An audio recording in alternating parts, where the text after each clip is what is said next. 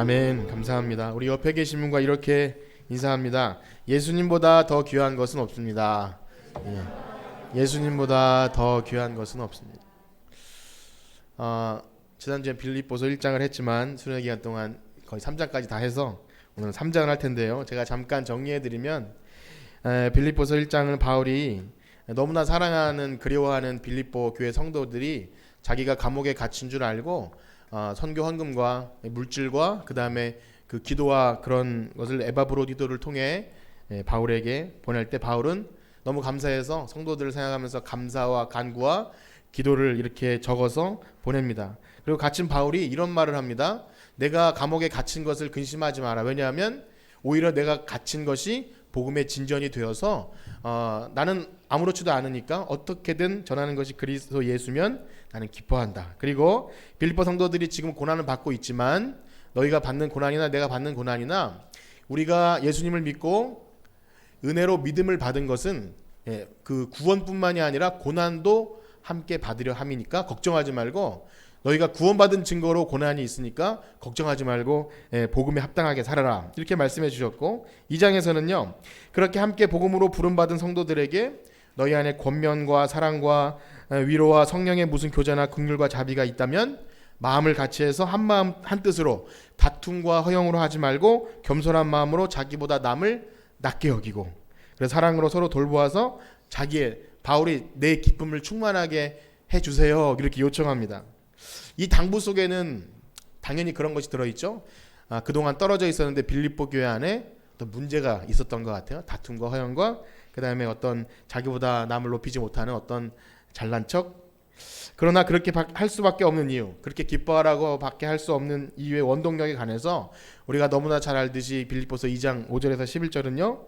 너희 안에 이 마음을 품으라 곧 그리스도 예수의 마음이니 하면서 예수님의 마음을 우리가 품는다면 정말 예수님 마음 가지고 두렵고 떨림으로 구원을 이루어가고 모든 일을 원망과 시비 없이 그렇게 하는 것이 바로 우리가 하나님께 영광을 돌리는 삶이다. 그렇게 말씀을 해주시면서 이제 3장으로 넘어옵니다. 그런데 3장 시작할 때 보면 끝으로 형제들아 이렇게 시작을 해요. 그래서 이제 바울이 끝을 맺겠구나. 마지막으로 얘기하고 끝나겠구나 싶은데 사실은 이 끝으로라는 그 단어가요. 결론적으로 이제 마지막으로 요것만 말하고 끝낼게 라는 것이 아니라 약간 그래서 이런 의미가 있어요. 그러니까 좀 풀어서 얘기하면 이제까지 모든 말한 것의 본론으로 이제 본론을 시작한다는 그런 사실은 의미입니다. 짧게 끝낼 줄 알았던 바울이 이제 본론을 얘기하는 거예요. 그래서 한번 3장 1절을 한번 같이 읽어보도록 하겠습니다. 빌립보서 3장 1절 시작. 끝으로 나의 형제들아 주 안에서 기뻐하라. 너희에게 같은 말을 쓰는 것이 내게는 수고로움이 없고 너희에게는 안전하니라. 그러니까 이 무슨 말이 가장 핵심이라는 거예요. 끝으로 가장 본론적으로 형제들아 주 안에서 기뻐하라. 그러니까 이 말을 하기 위해서 앞에 말을 썼던 것이고 이 이후에도 내가 어떻게 갇힌 가운데도 기뻐할 수 있는지에 대해서 바울이 쓰고 있습니다. 어떻게 보면 약간 좀 기대했던 것보다 훨씬 좀 허무하진 않지만 좀 심심한 건 아닌가 이런 생각이 들어요. 분명히 앞에도 기뻐하는 내용이 나오고 뒤에도 기뻐하는 내용이 나오는데 바울이 무엇 때문에 이렇게 기뻐하라를 강조하는지 그런 생각마저도 듭니다. 그러나 핵심이에요. 그래서 바울은 계속해서 그가 감옥에 갇혀있는 상태에도 기뻐하라라고 하는 것이 그냥 힘들고 어렵지만 우리 힘냅시다 이런 의미가 아니라 본질적으로 우리가 기뻐할 수밖에 없는 이유에 대해서 이 말을 해주고 있는 것입니다. 그 근본적인 이유를 설명하기 위해서 이렇게 시작합니다. 2절과 3절을 한번 같이 읽어보겠습니다. 2절과 3절 시작. 개들을 삼가고 행악하는 자들을 삼가고 몸을 상해하는 일들을 삼가라. 하나님의 성령으로 봉사하며 그리스도 예수로 자랑하고 육체를 신뢰하지 아니하는 우리가 할례파라. 좀 뜬금없는 표현입니다. 기뻐하라 해놓고 뭘 삼가래요. 거기다가 개들을 삼가라고 합니다. 개들. 여름이 되면 보신탕이 생각나는 계절인데 먹지 말라는 얘기는 아니겠죠. 예전에 김규환 집사님은 좀 잠깐 노실 때 저와 함께 토평동에 갔던 그 기억이 있는데 굉장히 그때 든든했던 그러니까 그런 개를 말하는 것은 아닐 거죠. 여기서 말하는 개들은요, 그 율법주의, 그 행위를 강조하는 그런 유대인들, 그들의 약간 비꼬면서 하는 그런 말이 욕한 건 아니고요. 유대인들이 자신만이 하나님의 백성이고 다른 이방인들을 개라고 표현했어요. 그들에 대해서 바울이 오히려 그런 자들을 삼가라, 그런 자들을 멀리하라, 그런 것이고요. 여기 말씀 들은 대로 그들에 대해서 행악하는 자들, 거기다가 몸을 상해하는 일, 무슨 자기를 자해하고 이런 것이 아니라 여기 3절에 나오지만 할례를 주장하는 그런 사람들에 대해서 또 비꼬면서 야, 그 살 좀 떼는 일, 그런 거 신경 쓰지 마, 그렇게 얘기하고 있는 것입니다. 그러니까 뭐냐면 정말 예수님을 믿는 믿음 외에는 그런 것들을, 행위를 강조하고 율법을 행하는 사람들을 삼가라, 조심하라, 그런 얘기를 해주고 있는 거예요. 이런 사람들과 반대로 우리 방금 3절을 읽었는데 3절을 다시 한번 읽어보실까요? 3절을 자, 시작. 하나님의 성령으로 봉사하며 그리스도 예수로 자랑하고 육체를 신뢰하지 아니하는 우리가 곧 할례파람. 그렇습니다. 하나님의 성령으로 봉사하고 그리스도 예수로 자랑하고 육체를 신뢰하지 않나. 그들이 할례파라는 것은 우리는 실제로 육체 할례를 받지 않아도 이 할례라는 것은 아브라함에게 주신 명령이죠. 하나님 백성이 난지 8일 만에 이렇게 남자의 그 성기 끝에 살점을 떼어내라고 하는 명령인데, 그것만 있으면 이스라엘 백성인 줄 알고 마음의 할례, 정말 그 입의 할례, 이런 거는 생각지 않고 행했던 그런 것이 아니라 진짜 예수님의 그 보혈의 은혜만 있으면 진짜 할례파다, 이렇게 말하는 거죠. 거기다가 성령으로 봉사한다고 할 때 이 봉사는요, 진짜 우리가 뭐 이렇게 열심히 하는 봉사보다는 원래 의미는 그 서비스, 예배를 서비스라 그러거든요. 그러니까 성령으로 예배함을 의미합니다. 그런 의미에서 보면 여러분, 예배의 기본은 뭐죠? 예배의 가장 근본은 희생입니다. 희생. 제사부터 시작하죠. 그래서 그 희생, 그래서 그 카톨릭의 그 미사도 희생이라는 의미를 담고 있어요. 그게 뭐냐면, 예배는 왜 희생이냐면 항상 제사를 기억하게 돼요.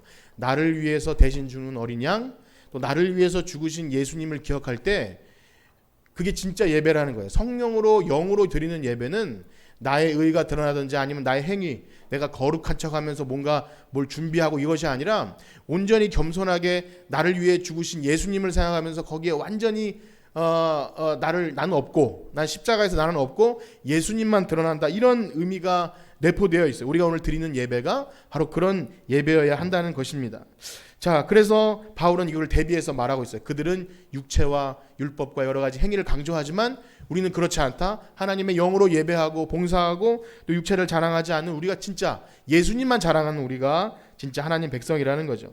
그렇게 말하는 바울이 그러면 자기는 어떤 사람인지를 드러낼 필요는 없지만 이렇게 말을 해요.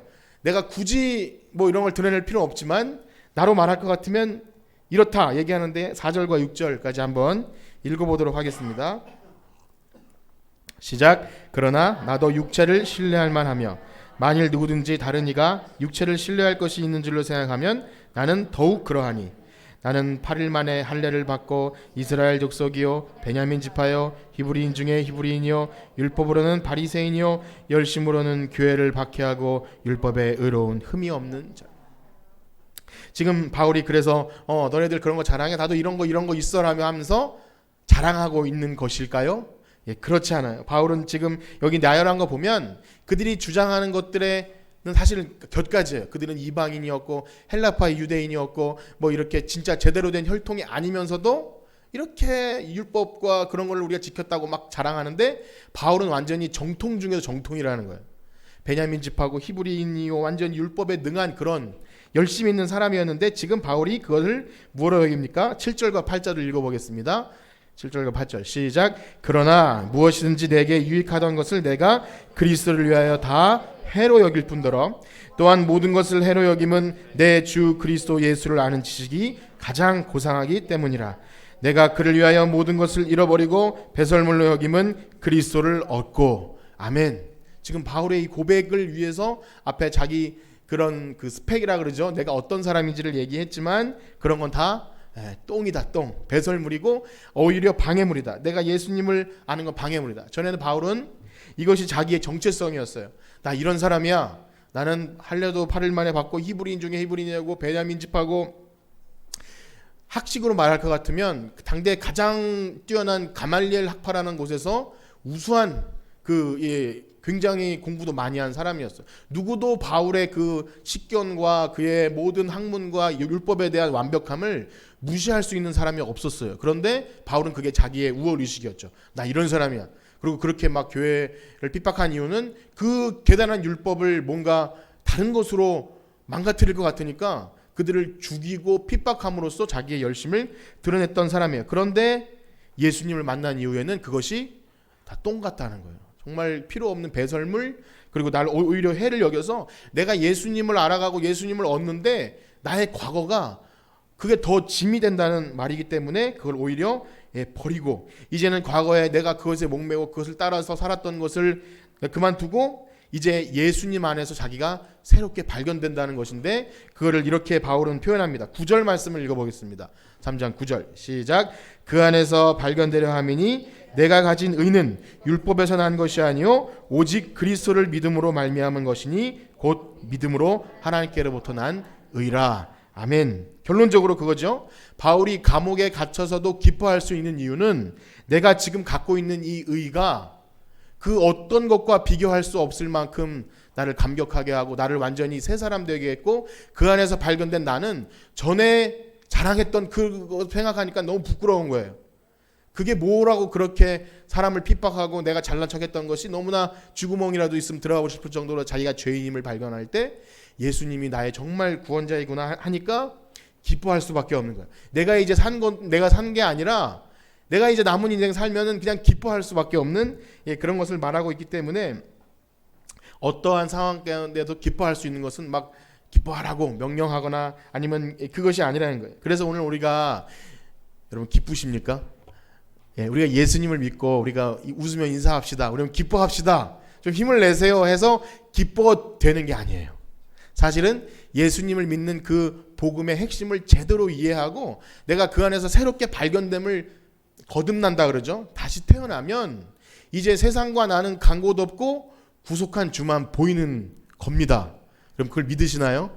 정말 우리 안에 그러한 변화가 일어나지 않고는 진정한 기쁨은 일어날 수 없는 것입니다. 그래서 아까 부른 찬양처럼 우리 안에 착한 일을 시작하신 이가 그리스도 예수의 날까지 이루실 것을 믿기 때문에 그냥 기뻐하는 거예요. 지금 당장 내 눈앞에 고난과 어려움이 있어도 인간적인 시각이 아니라 하나님께서 시작하신 일을 우리 안에 착한 일을 시작하신 이가 그리스도 예수의 날까지 이룰 것을 믿기 때문에 좌절하거나 낙심하지 않고 그 소망을 가지고 기뻐하는 여러분 되시길 축복합니다. 인간적인 시각으로는 결코 일어날 수 없는 일입니다. 우리 인간적인 시각으로는 자꾸 눈앞에 있는 어려움을 보게 되죠.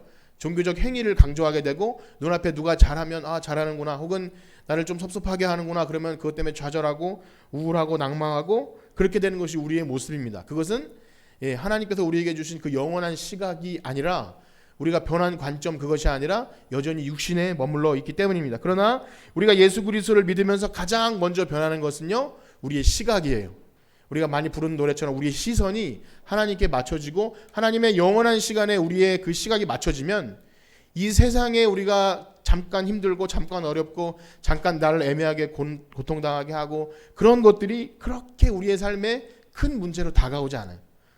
물론 더우면 짜증나는 건 맞고 당장 돈이 없으면 궁생한 건 맞습니다. 그걸 거부하는 것이 아니라 그런다 할지라도 이제 사장에 가면 알겠지만 그러나 저러나 나는 빈궁에 처하나 비천에 처하나 자족하기를 배우는 바울이 점점 이루어져 가는 거예요. 우리의 인격도 우리 하나님께 대한 우리의 신앙도요 그렇게 점점 이루어져 갈 줄 믿습니다.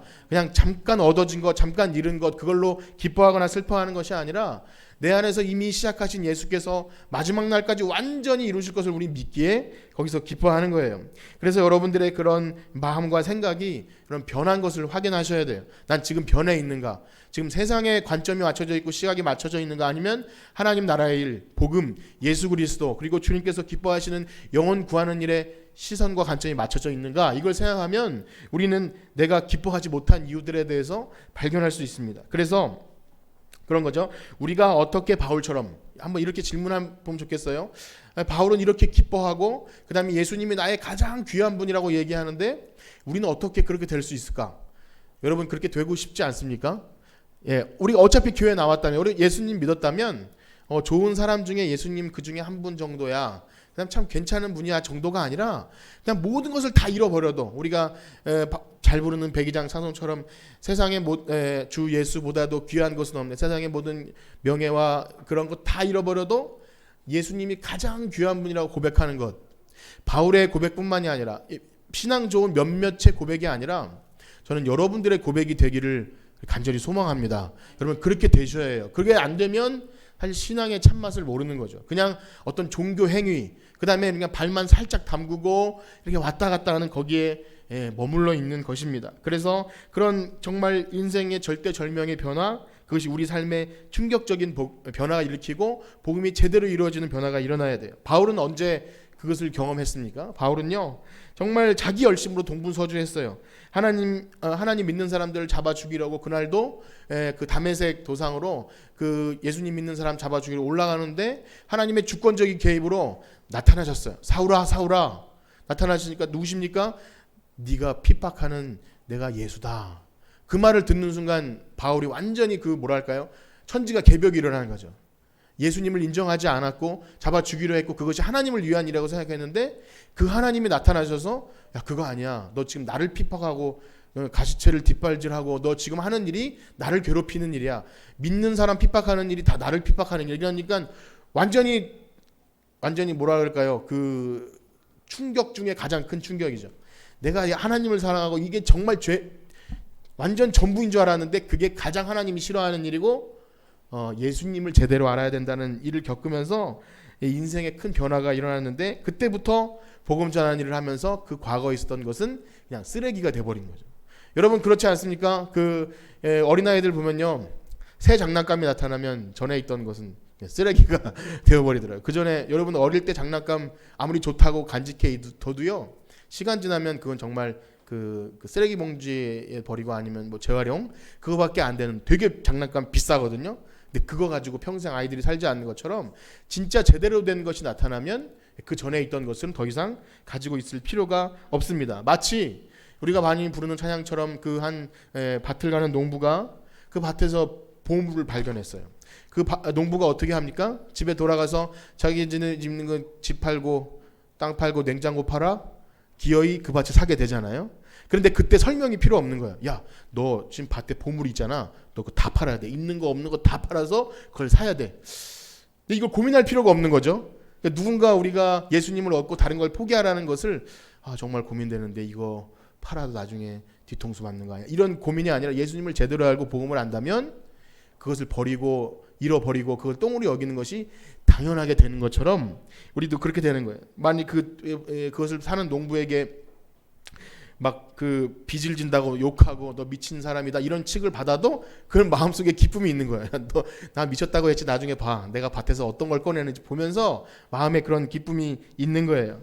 자, 그래서 그렇다면 우리는 어떤 사람입니까? 여러분 신앙생활에 기쁨이 있으십니까? 그 뭔가 기쁨이 나에게 숨겨져 있어서 그걸 막 말해주고 싶고 그 다음에 그것이 막 꿈틀대는 그런 기쁨이 있으십니까? 예수님을 얻기 위해서 모든 것을 다 해로 여길 그런 상태.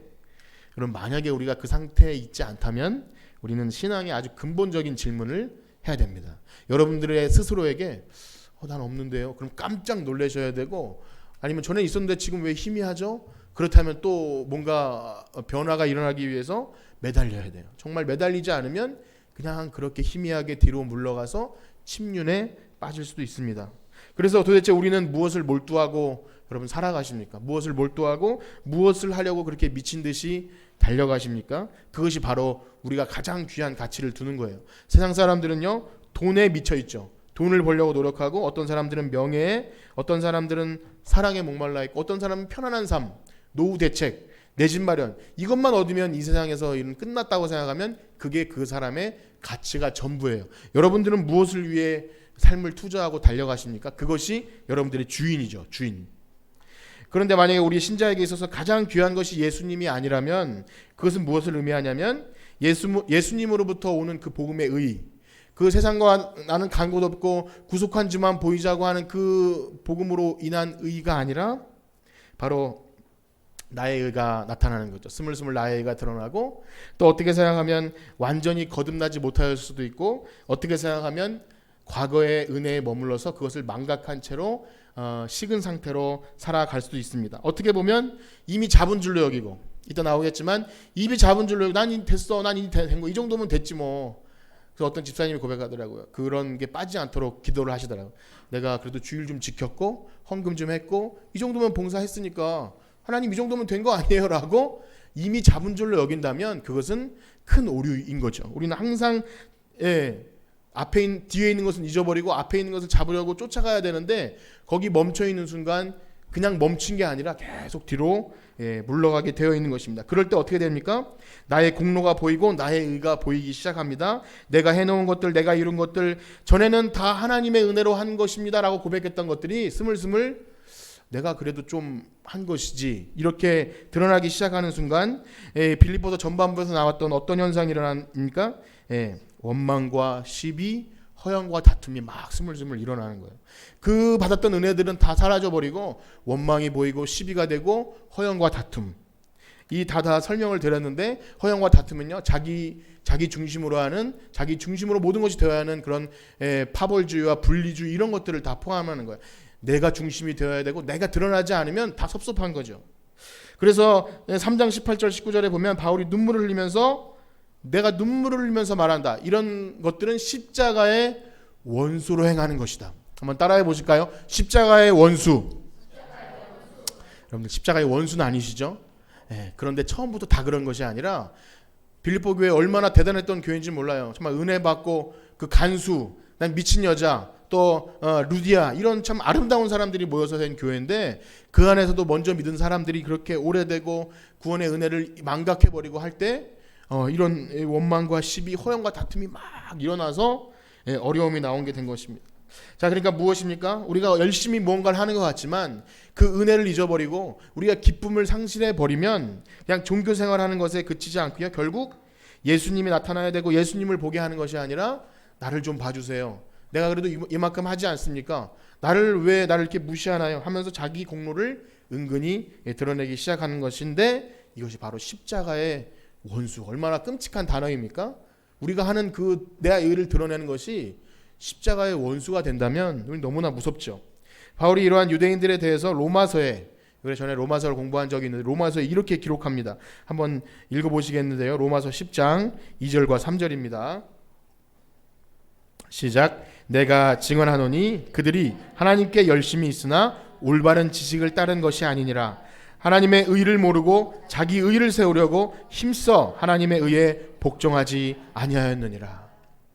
얼마나 슬픈 구절입니까? 힘써서, 바울처럼 힘써서 뭔가 했는데 그것이 하나님의 의에 복종하지 않는 십자가의 원수가 됐다는 거죠. 그래서 교회 안에 정말 자기가 죽지 않고 계속해서 자기를 드러내는 그런 변화받지 못한 신자가 많게 되면, 또 오래 믿었지만 변화되지 않고 과거의 모습으로, 개가 그 토하였던 것을 다시 먹는 것처럼 과거의 모습으로 자기 의를 드러내는 직분자가 많고, 그렇게 교회에 어떤 오래된 사람이 많을수록 지금 여기 말한 것처럼 무서운 십자가의 원수가 되고 복음의 방해꾼이 된다는 것입니다. 그래서 오늘 말씀을 이렇게 한번 적용해보고 마치려 하는데요.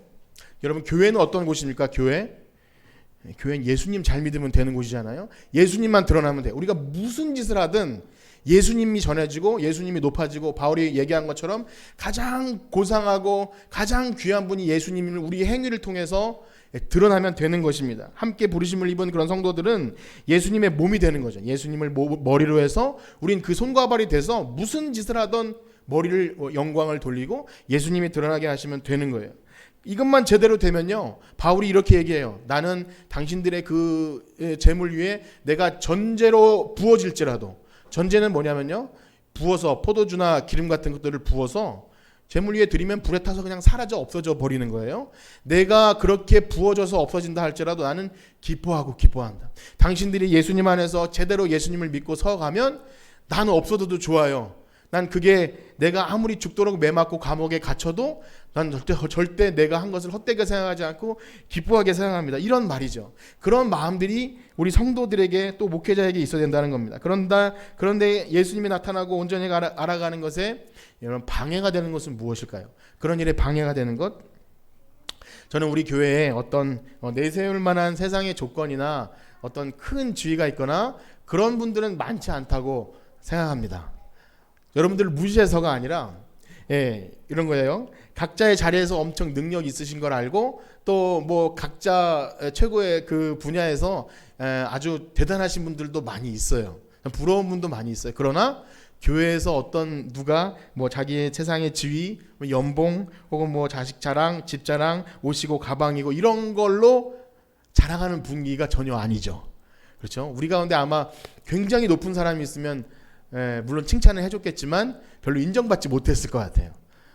뭐 없는 세도가 더 크다고 할 수 있겠지만 우리 가운데 그런 것이 없어서이기도 하지만 그런 것이 우리의 자랑거리가 되지 않으면 전 너무나 감사해요.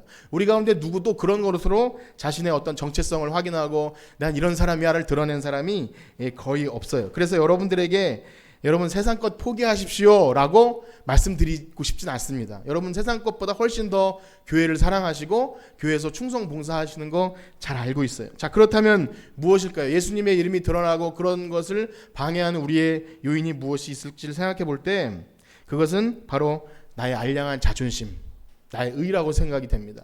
바울도 말했고 여기서도 말했지만 결국 나를 알아주고 나를 높여주기 원하고 내가 행한 것들에 대해서 알아주길 원하는 그런 마음들이 물론 뭐 없을 수는 없겠지만 그런 것들이 우리의 기쁨을 나중에 앗아가게 되죠. 처음에는 뭐 기쁠 수 있겠죠. 여러분 누가 교회에 처음 나오면 칭찬 많이 해주지 않습니까? 당연한 거예요. 뭘 해도 칭찬받아요. 어린아이가 태어나면 뭐 옹알이 해도 아우 너무 옹알이 잘한다는 걸음만 아장아장 걸으면 걷는다고 막 박수치며 난리 나고요. 똥만 잘 싸도 똥을 이렇게 잘 쌌다고 하지 않습니까? 평생 그거 하고 있을 수는 없는 거잖아요. 그래서 초신자는 칭찬을 많이 해주지만 교회 오래 다니는 분들은 칭찬을 못 받아요. 그리고 더 일이 더 많아져요. 그거 뭐 불합리한 건 아니잖아요. 그만큼 신앙을 오래 신앙생활을 했고 성김을 받았고 처음엔 우리도 모르지만 우리가 엄청난 성김을 받았다는 거 우리는 잘 모르잖아요. 우리가 스스로 됐다고 생각하지만 우린 굉장히 많은 누군가의 성김을 받았고 기도와 중보 가운데 이렇게 서 있는데 그런 것을 우리가 모르잖아요. 그래서 우리가 그 어린아이들을 이렇게 하면 어린아이 천재다. 우리 교회에 천재들이 몇 명 있는데 어린아이일 때부터 천재. 나중에 직분이 많고 그렇게 되면 나중에 칭찬 못 받아요. 그만큼 못하면 욕을 먹을 수도 있을 수도 있습니다. 애매한 소리도 들을 수 있어요. 신앙의 연조와 직분에 걸맞게 행동하는 것이 엄청 중요하게 되고 그것이 바로 어른 대접으로 이어집니다. 그때 드디어 한계가 드러납니다. 그들이 자기 의를 가지고 열심을 냈는지 아까 로마서 읽은 것처럼 정말 자기 의를 드러냈는지 아니면 성령으로 봉사하고 성령으로 예배하였는지가 그때서야 드러납니다. 결국 뭔가 섭섭한 기운이 몰려오면 이것을 전문용어로 섭섭마귀라 그러더라고요. 섭섭마귀. 한번 따라해 보실까요? 섭섭마귀.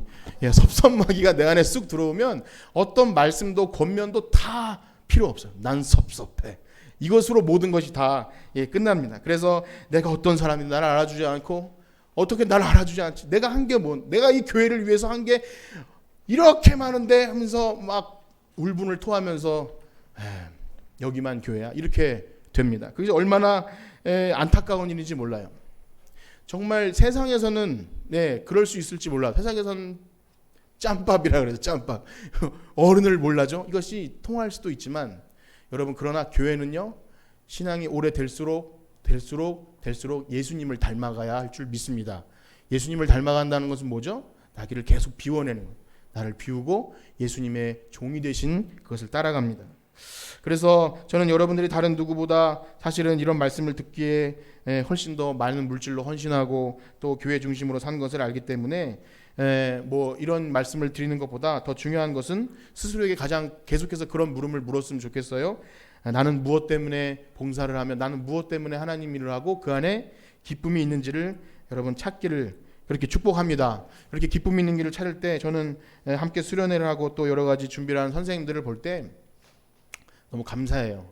자신들의 삶도 굉장히 바쁘고 피곤하고 어려운데 되게 적극적으로 헌신적으로 다른 사람의 기쁨을 구하면서 하시는 여러분들을 볼 때 정말 아까 부른 노래처럼 주님이 기억하시면 족하리 불타는 사명으로 가득한 모습 주님이 기억하시면 족한다는 모습으로 봉사를 하시는 모습을 봅니다. 그런데 우리가 주의해야 할 것은 그 가운데 기쁨이 이루어진다면 예, 그래서 억지로 하고 원망과 시비가 생기고 다툼이 허영과 생긴다면 우리는 잠깐 멈추고 생각하셔야 돼요. 내가 이 일을 왜 하지?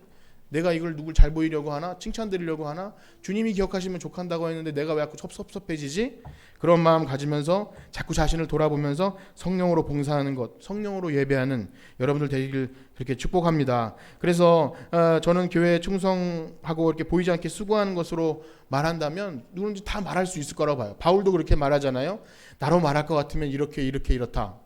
뭐 제가 여러분들보다 더 낫진 않지만 제가 뭐 이렇게 말씀드리면 뭐 지자랑하네라고 생각할 수 있지만 저도 말할 게 뭐 없진 않지 않겠습니까?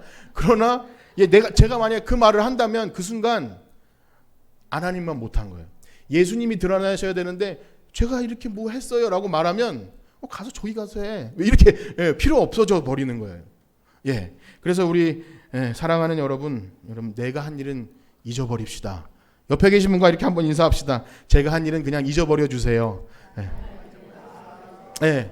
제가 한 일은 잊어버려 주세요. 그리고 그냥 앞에 있는 것을 잡으려고 쫓아가면 됩니다. 그냥 내가 뒤에 것은 잊어버리고 온전히 이루었다고 생각하지 말고 표대를 잡으려고 달려가는 게 그게 은혜 받은 성도의 삶입니다. 우리 이 구절을 읽고 이제 마실 텐데요. 빌립보서 3장 12절에서 14절입니다. 시작. 내가 이미 얻었다 함도 아니요 온전히 이루었다 함도 아니라 오직 내가 그리스도 예수께 잡힌 바 된 그것을 잡으려고 달려가노라. 형제들아 나는 아직 내가 잡은 줄로 여기지 아니하고 오직 한 일 즉 뒤에 있는 것은 잊어버리고 앞에 있는 것을 잡으려고 표대를 향하여 그리스도 예수 안에서 하나님이 위에서 부르신 부름의 상을 위하여 달려가노라. 아멘. 우리 찬양 드리고 마치려 할 텐데요. 나 무엇과도 주님을 바꾸지 않으리 다른 어떤 은혜 구하지 않으리 오직 주님만이 내 삶의 도움이시니 주의 얼굴 보기 원합니다. 여러분 삶에 예수님이 가장 귀하신 분이 맞으시나요? 예, 여러분 세상과 비교할 수 없는 여기 다른 어떤 애 구하지 않는 그 고백이 우리의 고백이 될 때 우리가 성령으로 예배하고 성령으로 봉사하고 나의 의와 나의 모든 것은 사라지고 온전히 예수님만 드러나는 우리 교회와 우리 모든 사람